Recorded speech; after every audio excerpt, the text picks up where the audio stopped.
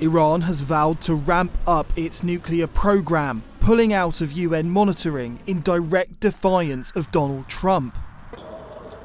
آژانس بین‌المللی انرژی اتمی نیز که حتی حاضر نشد در ظاهر هم که شده حمله به تأسیسات هسته‌ای ایران را محکوم کند، اعتبار بین‌المللی خود را به حراج گذاشت و به همین دلیل سازمان انرژی اتمی ایران تا تضمین امنیت تأسیسات هسته‌ای همکاری خود با آژانس را تعلیق می‌کند و برنامه صلح‌آمیز هسته‌ای ایران با سرعت بیشتری به پیش خواهد رفت. The Iranian parliament then chanted death to America.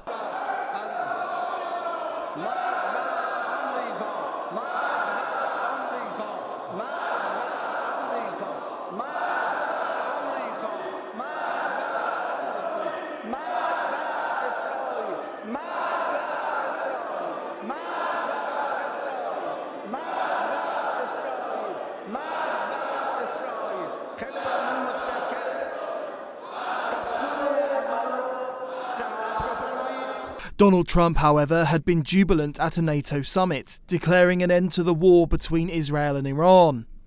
They're not going to be fighting each other. They've had it. They've had a big fight, like two kids in a schoolyard. You know, they fight like hell.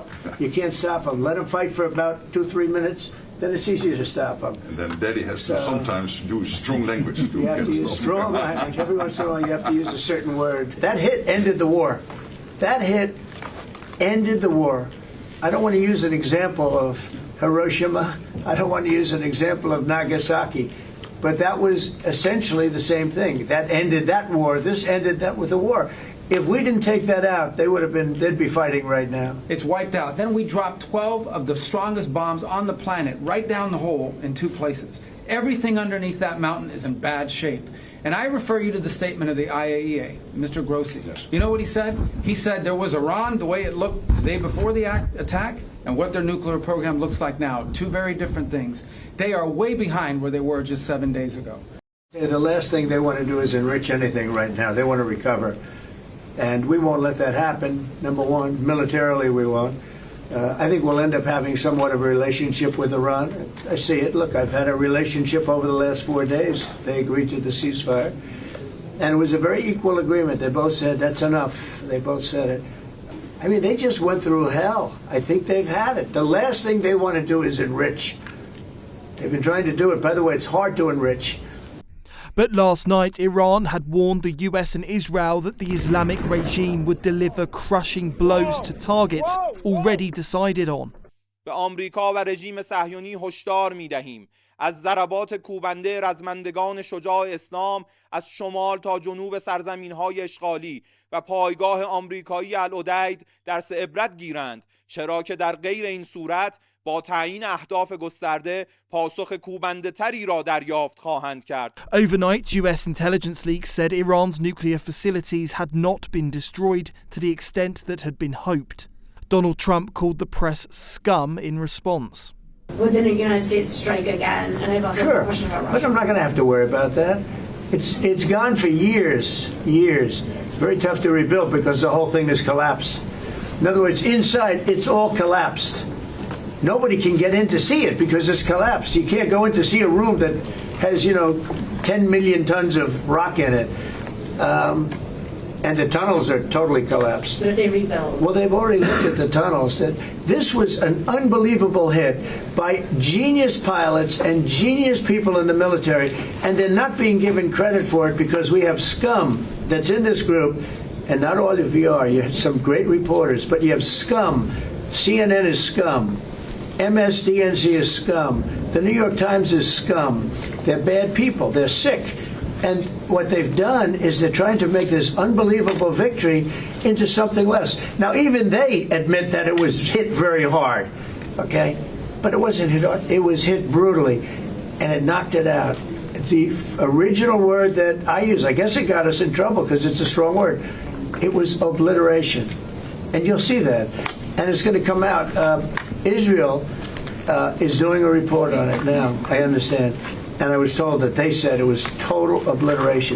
They have guys that go in there after the hit. and they say it was total obliteration.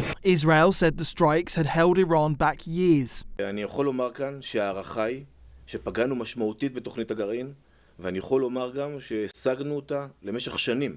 אני חוזר, למשך שנים לאחור. ההחלטה לצאת להפסקת אש היא החלטה שבידי הדרג המדיני. וצה"ל עמד ביעדי המבצע, כשיצאנו להפסקת האש, צה"ל עמד ביעדי המבצע בצורה מלאה כפי שהוגדרו לו על ידי הדרג המדיני. Greg Swenson says the assessment of Donald Trump's strikes and whether or not they'd been successful is coming down along partisan lines.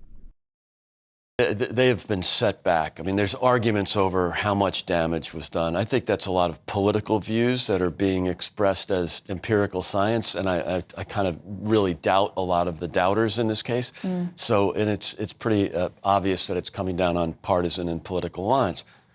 I don't think anybody could argue that there was a devastating blow to Iran's nuclear capabilities, and let the partisan scientists, so-called scientists, argue about how much the setback is. But even if there is a devastating blow, you can't bomb knowledge, and there have been reports this week that a lot of that nuclear material was moved in the days before those strikes. Sure. So the challenge remains, how do you keep nuclear weapons out of Iran's hands? Yeah, don't trust and verify.